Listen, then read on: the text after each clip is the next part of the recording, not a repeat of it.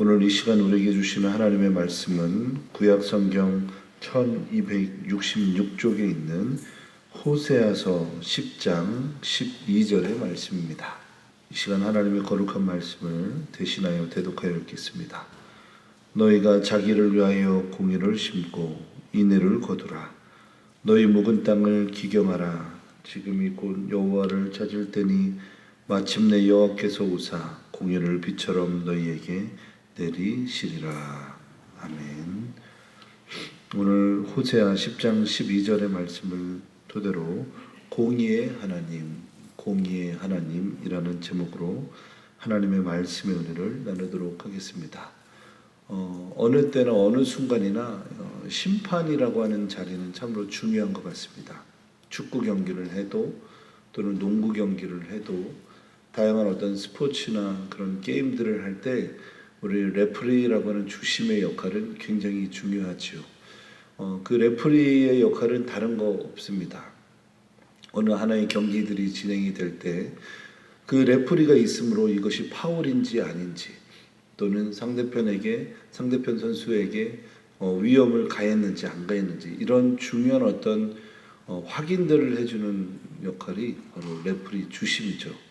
그래서 모든 경기에 있어서 이 주심들이 있고 없고의 차이는 굉장히 큰 차이를 갖게 합니다. 이런 것이 비단 스포츠 경기에서만 있는 것은 아닙니다.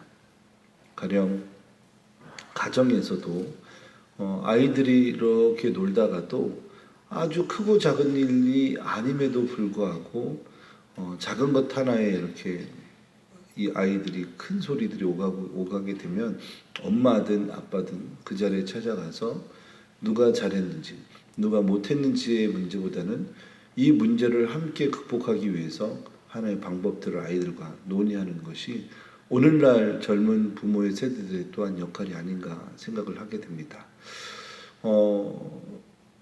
유년기를 지나는 자녀들이 있을 때 부모님의 입장에서는 너가 잘했다, 너가 못했다의 그런 문제로 접근하기보다는 이 문제 앞에 과연 내가 어떠한 반응과 어떤 태도로 또 내가 반성해야 될 요소는 없는지를 가르쳐주는 역할이 또 요즘 부모님들의 레프리, 심판의 역할 같은 모습이다라고 하는 것이죠. 오늘 우리가 읽은 이 호세아서 10장 12절의 말씀은 비단 하나님께서 우리의 삶 속에 심판자 되시는 그런 모습들을 보게 하여 준다라고 하는 것입니다.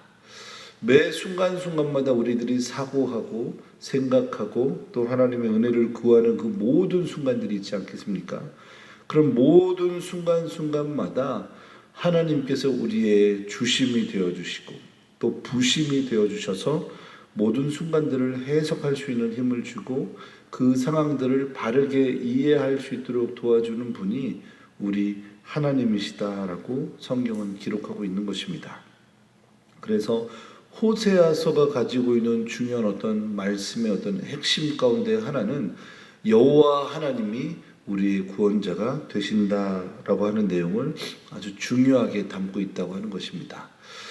비단 우리가 읽은 이 1266쪽에서 읽었던 이 호세아서의 말씀은 많은 학자들에 의하면 호세아와 또 여호수아가 동일한 인물일 것이다라는 이야기들을 종종 합니다. 그 중에 하나는 이 영어식 이름인 조슈아라는 여호수아와 호세아라고 하는 이 표현이 사실은 같은 의미의 표현을 갖고 있기 때문에 학자들의 일부는 호세아와 여호수아가 아마 동일 인물일 것이다라고 이야기하지만 사실은 동일 인물은 아니다라고 하는 것이죠. 그러나 그 이름이 전달하고자 하는 그 중요한 의미는 좀 일맥상통하게 통하는 부분이 있다라고 하는 것입니다. 이스라엘 백성들이 하나님 앞에 범죄하였습니다. 그리고 그 범죄한 이스라엘 백성들을 향해서 하나님의 진노와 하나님의 심판이 있는 그때 호세아라고 하는 이 구원의 사도를 통해서 하나님은 오늘 말씀하십니다. 너희가 자기를 위하여 공의를 심고 인애를 거두라 라고 말하고 있습니다. 너희가 자기를 위하여 공의를 심는다라고 하는 것은 무슨 말씀입니까? 조금 더 오늘날의 표현으로 우리가 이야기하자면 매일매일의 삶 속에 객관적인 태도를 유지하라라고 하는 말씀입니다. 나 스스로를 바라볼 수 있는 힘을 길러라.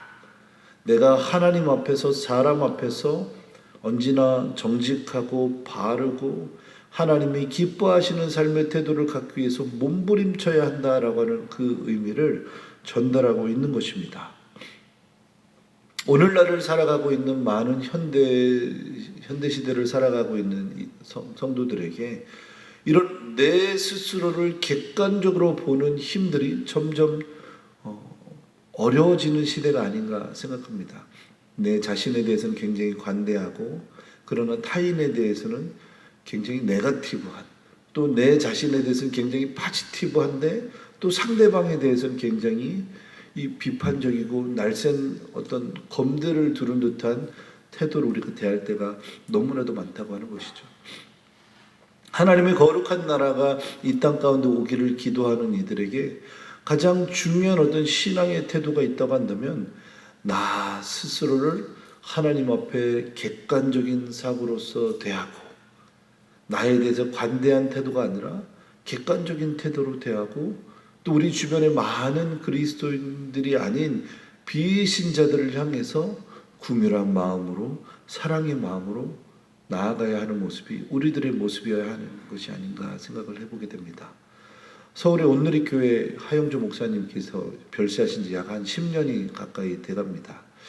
그 하영조 목사님께서 평소에 자주 하셨던 메시지들이 있었는데 그 메시지 가운데 한 가지 기억이 남는 말이 있습니다. 어렸을 때 또 온누리교회 가서 같이 찬양하고 또 말씀을 듣고 했던 그 순간에 그 하영조 목사님을 배울 때마다 항상 귀가 닳도록 들었던 얘기는 헐벗고 소외되고 어려운 이들이 있는 곳에 그곳에 주님이 계시지 않겠습니까? 라는 표현이었습니다. 맞습니다. 하나님을 모르는 이들, 또 여전히 인생의 곤고함 가운데 살아가는 이들, 그들에게 주님이 찾아가셔서 그들을 구원하기 위한 하나님의 뜻을 이루지 않겠습니까? 라는 그 표현이 여전히 기억납니다. 그래서 온누리교회는 끊임없이 사도행전적 교회, 아직도 예수님을 모르는 그 불신의 영혼들을 향해서 우리의 에너지들이 필요합니다라고 그렇게 구령의 열정을 다하셨던 그 하 목사님의 메시지가 지금도 귀에 아른아른하게 들리는 것 같습니다. 맞습니다. 우리 그리스도인들에게 있어서의 가장 중요한 사명은 하나님께서 그렇게 살았듯이 우리도 주님처럼 희생하고 나누고 사랑을 베풀고 또 우리 자신에 대해서는 긍정적인 태도가 아니라 우리 자신에 대해서는 아주 객관적인 태도로 우리의 삶을 살아가는 것, 그것이 우리들의 모습이어야 한다라고 하는 것입니다. 지금으로 따지면 터키라고 하는 지역에 나지안조스라고 하는 지역이 있습니다. 그 나지안조스에 가게 되면 이 그레고리오스라고 하는 신앙인이 있었던 때에 대한 유적들이 있습니다. 지금으로부터 약 한 1700년 전의 시대의 인물이죠. 이 1700년대의 인물이었던 이 나지안조스의 그레고리오스라고 하는 이 사람은 목회자였고 신앙인이었고 신학자였습니다. 근데 이제 어느 날 당시에 많은 신학자들과 목회자들이 있는 그 시기에 지금으로 따지면 총회의 총회장급 되는 위치에 이제 선출이 되게 됩니다. 그런데 어느 순간 그 어떤 한 사람의 감독자로 선출이 되었는데요. 이 그레고리오스라고 하는 이 목회자를 내려놓게 하기 위해서 많은 사람들이 이런 얘기 저런 얘기들을 막 흘려보내기 시작합니다. 그리고 그 이야기들이 딱 들려왔는데 두 가지의 고민들이 되는 거겠죠. 저런 이야기가 들리니까 속상한 마음, 또 저런 이야기가 들려도 신경 쓰지 않는 마음, 뭐 그런 두 가지의 마음들이 있을 텐데 그때 당시에 이 그레고리오스를 음해하려고 했던 젊은 청년이 있었는데 그 젊은 청년이 어느 날 그 그레고리오스 앞에 나가가서 선생님 제가 한때 당신을 음해하려고 했습니다. 그런 이야기들을 하니까 그 이야기를 들은 이 그레고리오스는 괜찮습니다. 당신을 주의 사랑으로 용서합니다.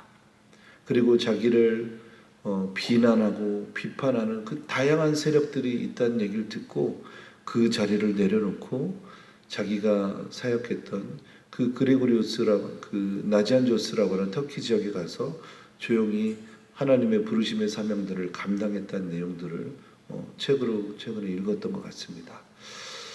우리는 어떻습니까? 누군가가 나를 비판하고 비난하면 그 자리를 지키려고 하기보다는 오히려 이 그레고리오스처럼 그 자리를 잠시 내려놓고 소외된 이들을 향해서 달려가는 마음들이 앞설까요? 아니면 그 자리를 끝까지 지키기 위한 노력과 관심들이 우리들을 앞설까요? 예수님께서 그렇게 사셨던 것처럼 예수님은 가장 높은 자리를 내려놓고 가장 낮은 자리로 임하셨던 것처럼 이 세상을 살아가는 그 인생의 모든 심판의 기준이 된다고 한다면 우리는 바로 주님을 기준으로 살아야 하는 인생일 것입니다. 우리가 매일매일의 삶 속에 하나님의 말씀을 들으면서 이 말씀 가운데 가장 우리의 삶을 고민하게 하는 요소는 누가 뭐라고 해도 하나님의 말씀을 삶으로 살아내는 영역이 아닌가 생각합니다. 매일매일 싸우고 또 싸워야 되는 영역들이 있다면 내가 지금 하나님의 말씀대로 살고 있는지에 대한 물음인 것이고, 매일매일 말씀을 읽으면서도 내 안에 그 말씀의 은혜들이 녹아내리고 있지만 그것이 손가락 마디 끝까지, 발가락 마디 끝까지, 머리 끝까지 전달되지 않아서 오늘도 우리의 육체가 살고 오늘도 우리의 욕정이 살고 있다면 오늘도 하나님 앞에 매일매일 하나님의 말씀대로 살기 위한 몸부림들이 우리들 안에 부족하고 있음을 기억해야 하는 것입니다. 추석 명절이 이제 시작이 되겠습니다. 많은 가족들이 이동을 하고 또 오고 또 나가고 하는 그런 반복된 일상이 이번 한 주 동안 진행이 될 텐데요.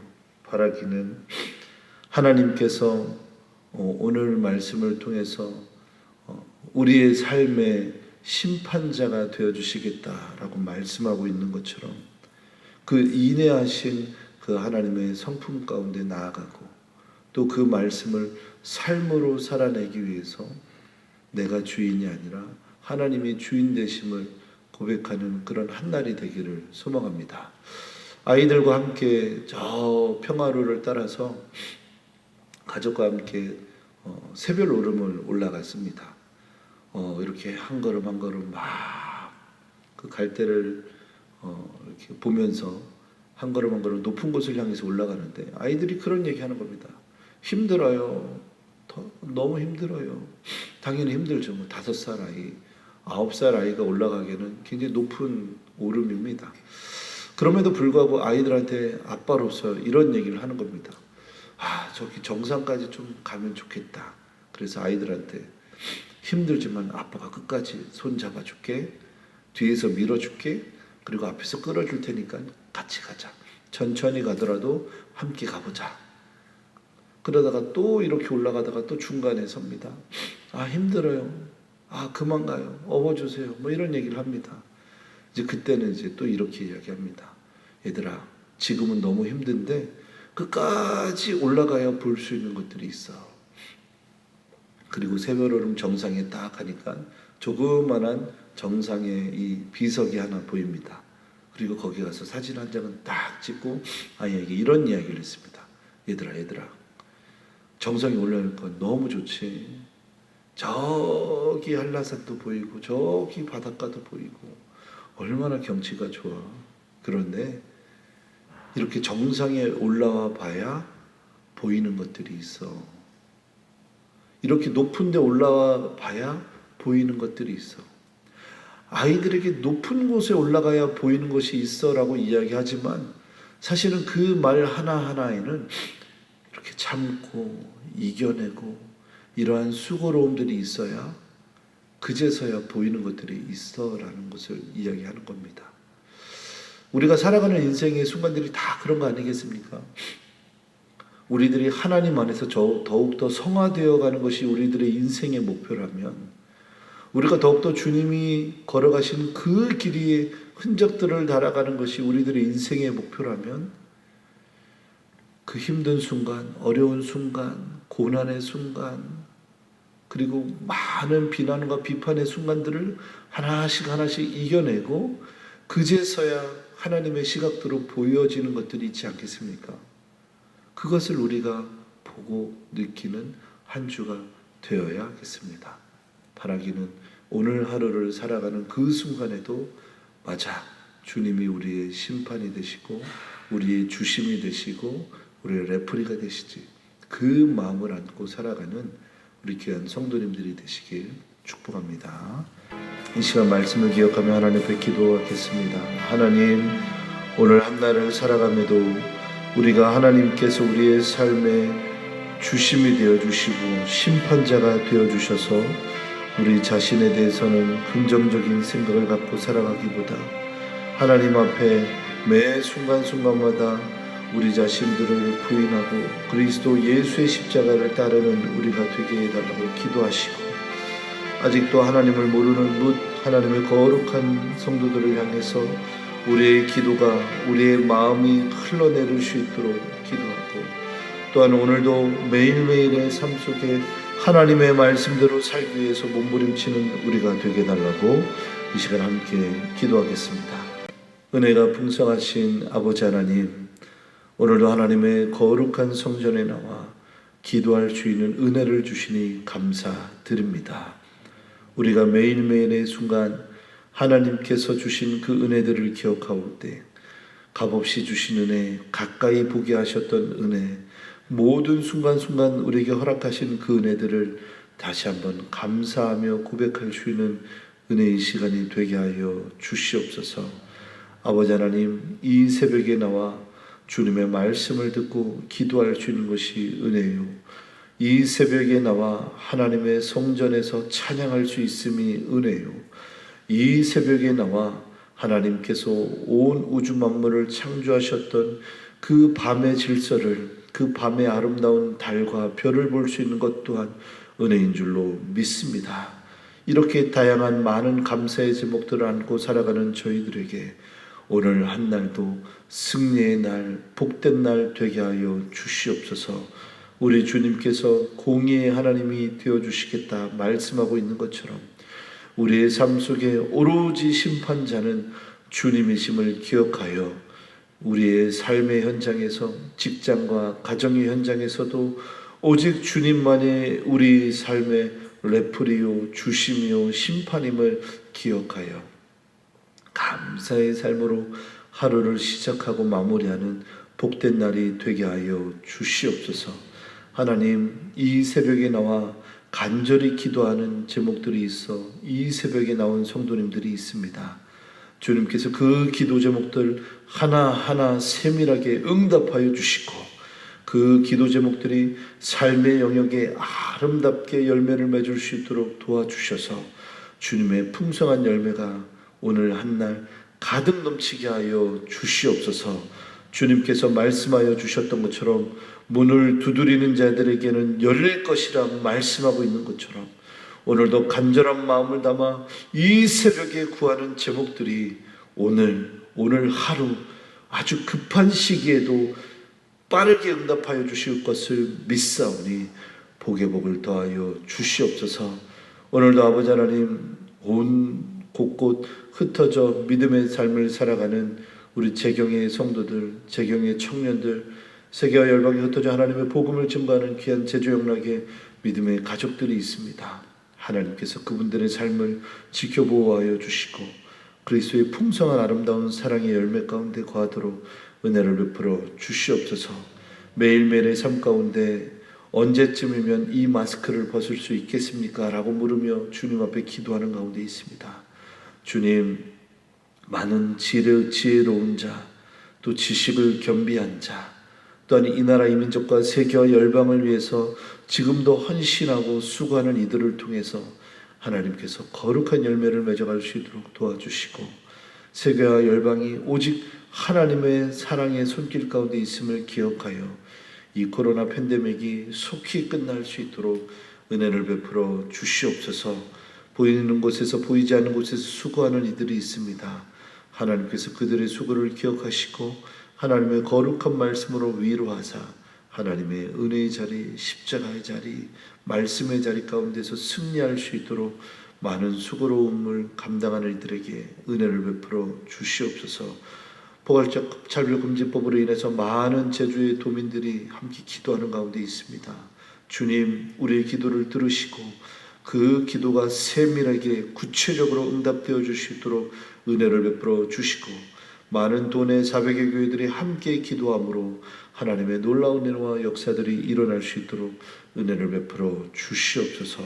오늘 한날 거룩한 성전을 또 나가 하나님의 은혜의 삶을 살아가는 귀한 성도님들을 지켜주시고 보호하여 주시고 하나님의 십자가의 표대 가운데 거하게 하여 주시옵소서.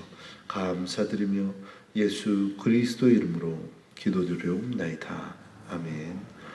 이제는 우리 주 예수 그리스도의 크신 은혜와 하나님 아버지의 극진하신 사랑과 성령 하나님의 내주교통 역사하심의 은혜가 오늘도 하나님의 말씀과 그 진리 가운데 거하며 주님만이 나의 심판자요 나의 공의로운 자요 나의 주심임을 기억하며 우리 삶의 영역 가운데서 하나님이 기뻐하시는 삶을 살기로 다짐한 귀한 성도님들 위해 또한 세계와 열방에 흩어져 하나님의 복음을 증거하는 귀한 선교사님들과 그의 가정 위에 이제로부터 영원토록 함께 하시길 간절히 축원하옵나이다. 아멘.